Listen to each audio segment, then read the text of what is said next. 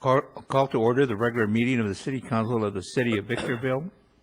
And the City Council sitting as the Library Board of Trustees, Southern California Logistics Rail Authority, Southern California Logistics Airport Authority, Victorville Redevelopment Agency, the Victorville Joint Powers Financing Authority, and the Victorville Water District. First item is public comment.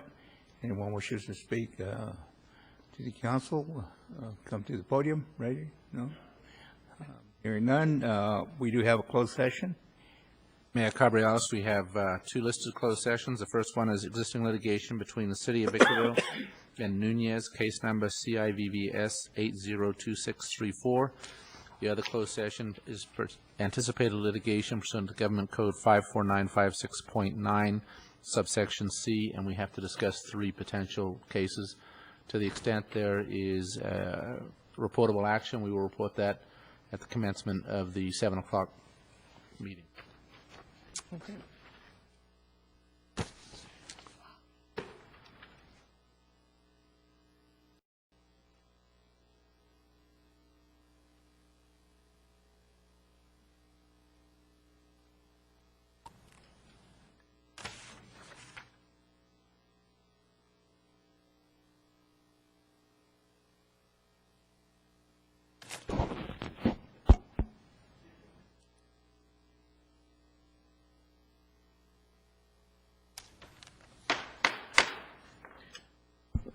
I'll reconvene the regular meeting of the City Council of the City of Victorville and the City Council sitting as the Library Board of Trustees, Southern California Logistics Rail Authority, Southern California Logistics Airport Authority, Victorville Redevelopment Agency, the Victorville Joint Powers Financing Authority, and the Victorville Water District.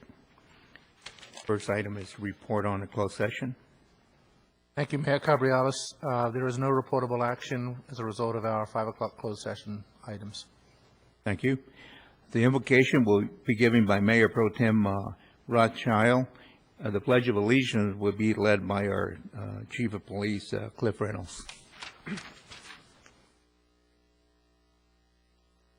Lord, thank you for this day, and especially thank you for this country. We've founded our country on your light and your guidance is indicated in our national logo, In God We Trust. God, every so often we look at ourselves introspectively and we change our direction, but never our guidance from you.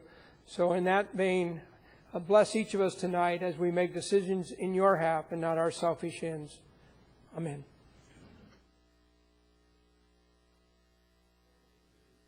Flag of the United States of America, public for which it stands.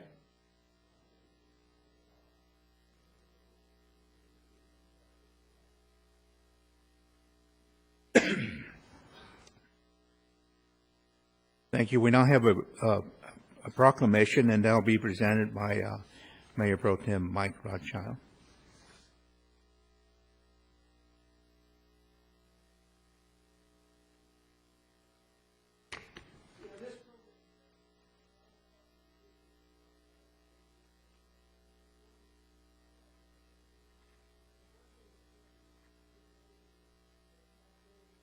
Probably 10 million people in another 20 or 30 years. You can't just throw your trash on the ground. We have to start doing something with that.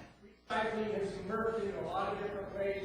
In this community, not unlike many of the others, we've taken a serious direction and hand in this thing. Maybe that goal is someday to have zero things going to the dump and everything either being recycled or reused in some fashion. And with that in mind, we have Recycle Week, which again reminds you all, try to be responsible citizens and join us in this. And there's something like proclamation from the city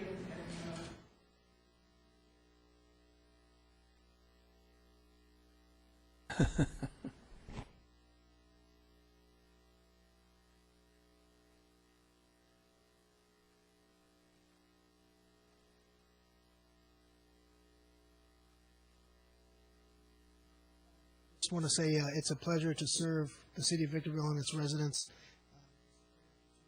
Us to invest in the future, educate our children, and really reinforce the concepts of recycling and working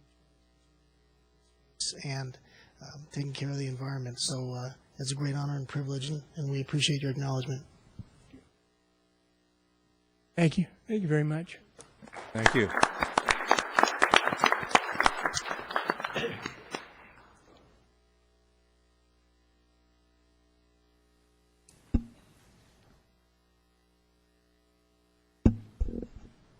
First item will be the public comment, and that'll be for the city council as well as the authorities represented by the city council. Limited is 3 minutes, and the first one is Dorothy Miller.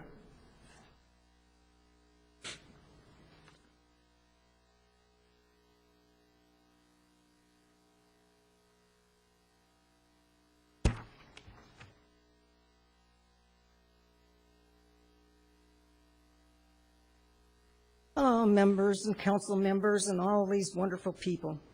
We have a couple things that went on that really has bothered me. We have a couple council members sitting up there that has not been fair to all the candidates. And the other one has done everything he could against his fellow members. And that does not work in my book. And then we're pushing for some people to get in there that is not even telling the truth. And I do not go for somebody that will stand and flat lie to your face.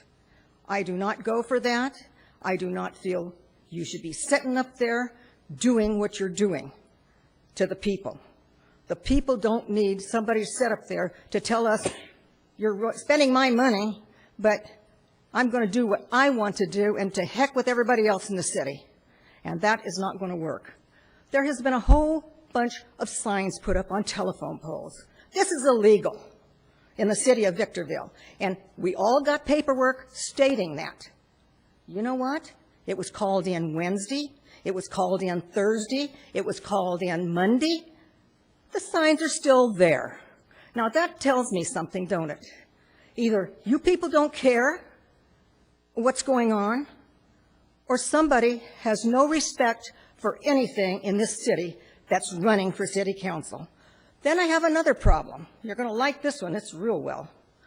I went to some people here in the city to ask them about the water line that was going in. You know what I got? They didn't even know. They didn't really know what it was.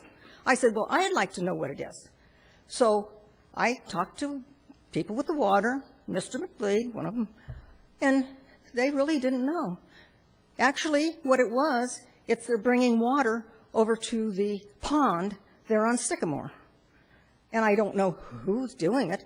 They should know this. We've been pushing to get eucalyptus put through. Has it ever gotten through? No. We can't get that put through. We're building Old Town up. Old Town is Old Town. It's been done 3 times. We still have to do it again, and the rest of the city goes to crap. The reason we are here where we're at right now is everything has gone down to nothing. It's Old Town. You have 30 seconds. Okay, and it's Old Town, the city of Victorville now. We need to take care of the problem. Thank you. Thank you. Next, we have Norm Miller.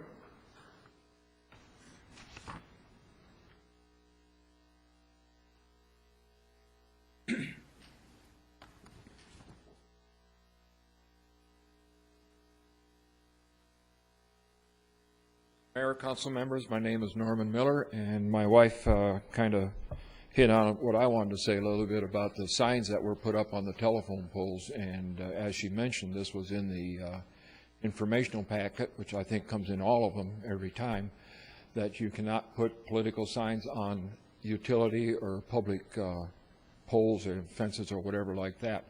My problem with this is, like she said, it was notified last Wednesday, and I was told that the candidate was notified on Thursday, and it looks to me like the city doesn't really care or is trying to help them get into office because they didn't make them take them down. And if this is a regulation, and I know you have a lot of regulations and ordinances, shouldn't they be fined if they did something illegal? Or does that just doesn't make any difference, or nobody cares? That's the one thing. I think that should be looked into, and I think if there's a fine available, it should be given. because this wasn't the only problem that was brought up. There were signs that were stolen, there were signs that were put in front of other signs, and there was a lot of things going on, and this has been witnessed, and I believe there's even some pictures of this. So this needs to be looked into. We don't need these kind of candidates getting into office. The other thing is, and I'm not sure how it's going to go, I guess maybe I should talk to the attorney more than anything, but I understand that EB5 may be down the tubes, gone. And I know you're going to try to fight it, which will be more money that we're going to spend with the cities. But my question is, maybe I shouldn't ask this, it would be too much information, but what's going to happen if EB5 is canceled? There's $20 million that came out of the Victorville Water District and the Baldy Mesa Water District that went to the treatment plant. How's that going to be replaced in 5 years or whenever that loan is due? I sure hope it is not from the people of Victorville as far as the water and sewer fees. Thank you. I don't have any other cards. The first agenda is the Library Board of Trustees. We have a consent calendar. Move for approval? Second.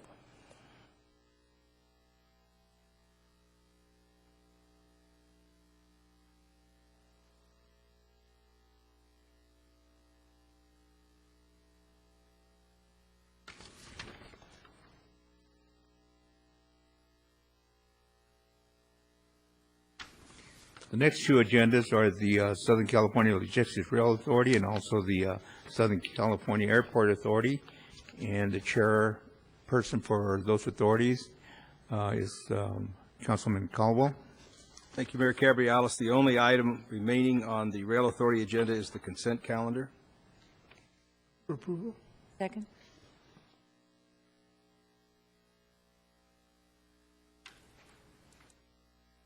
On the Airport Authority, item 3 is a consent calendar.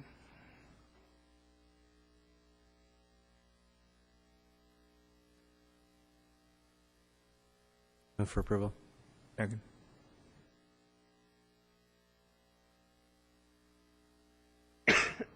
Item 4, staff is, Mayor Pro Tem Rothschild. I need a vote from you. Okay. Supposed to name names. Oh, sorry. item 4, staff has requested this item be removed from the agenda. Item 5 is request to approve the First Amendment to the Services Provider Agreement to provide accounting support services to the Victor Valley Aviation Education Consortium. Motion would be in order.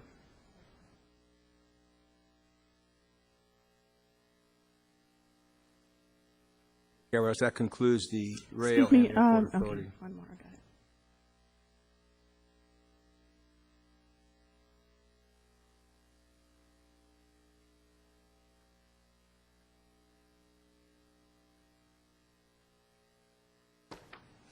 Next is the Victorville Redevelopment Agency, and we have a consent calendar. Move approval. Second?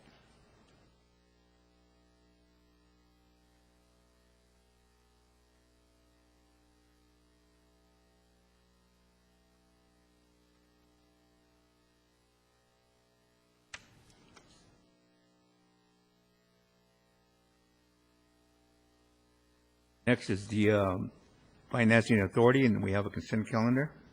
Move for approval.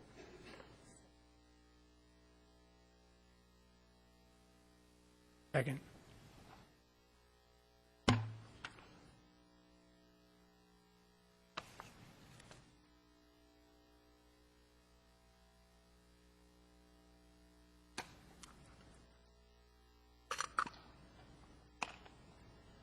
Next is the Victorville Water District. We have a consent calendar.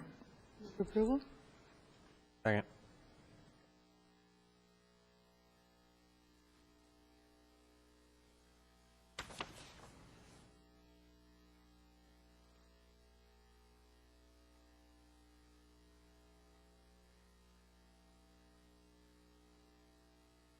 Next is the request to approve the lease of water rights in the amount of $308,350,000.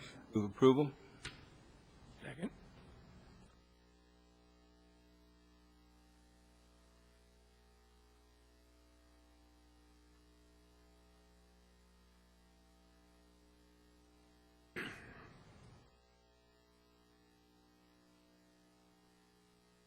Item number 5 is a request to approve additional appropriations and approval to enter into a contract with Carollo Engineers for an amount of $33,700. For approval? Second.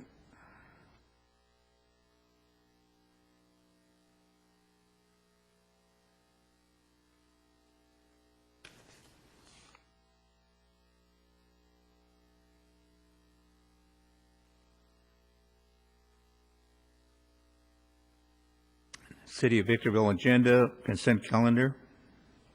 For approval? Second.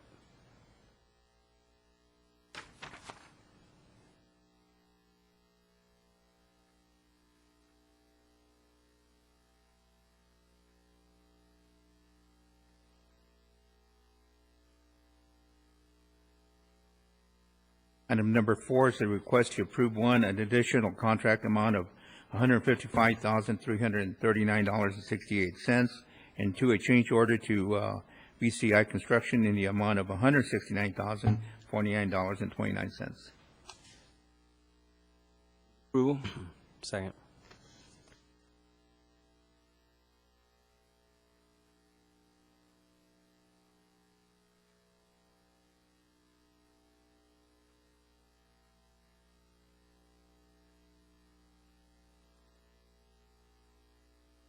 Item number 5 is a request to approve an additional appropriation for capital expenditures related to gas and electric utility infrastructure in the amount of $38,113.67. Move approval. Second.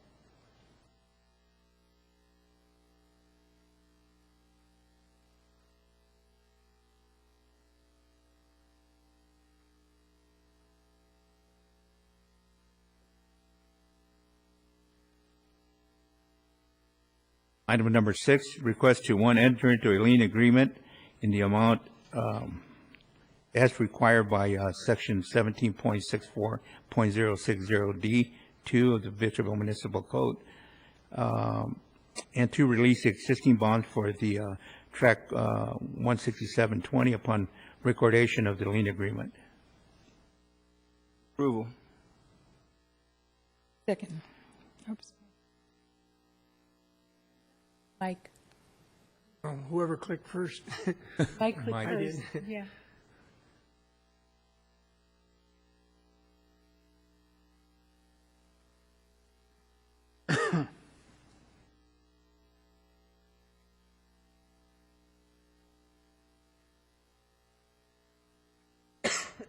Item number 7, request to enter the lien agreement, and 2, on recordation of lien agreement.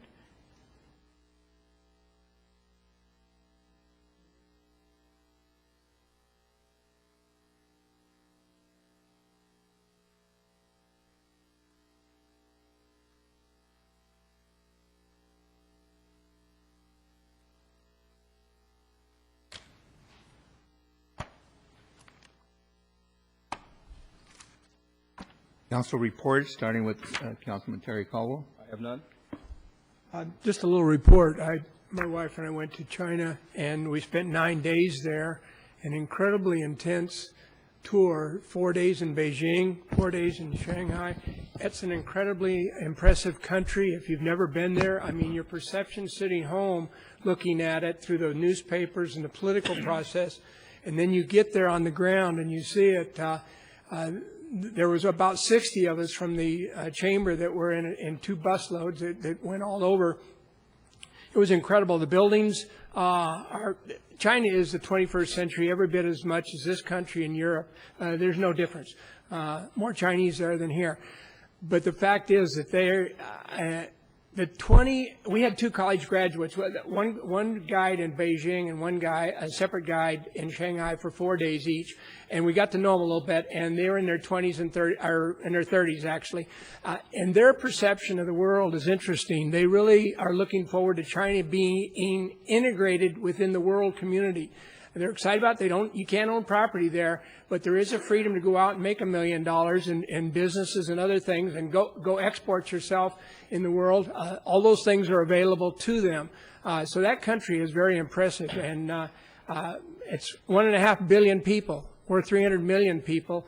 Look at the world population. They do have an interesting social rule there that has just been more recent than not, and that is that they can only have one baby.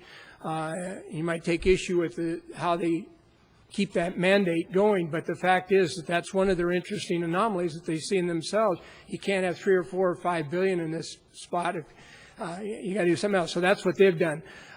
With respect to the rest of their social agenda, it's going to be an interesting world for the younger generation here to see these folks integrating themselves into the world community. And the first place they're looking is the United States. Here's where they're coming back to model a lot of their business features and everything else.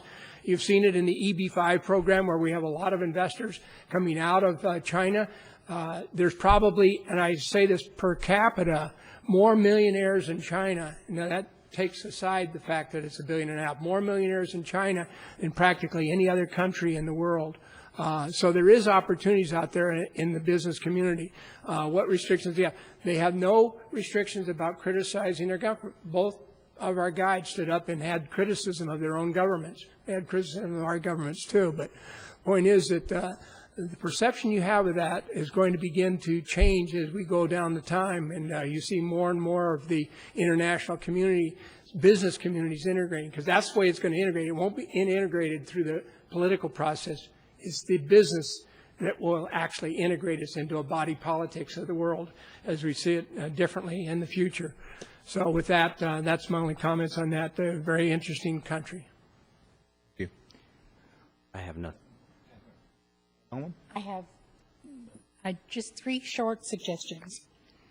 I was talking to our assistant city manager. I'm not blaming this on you.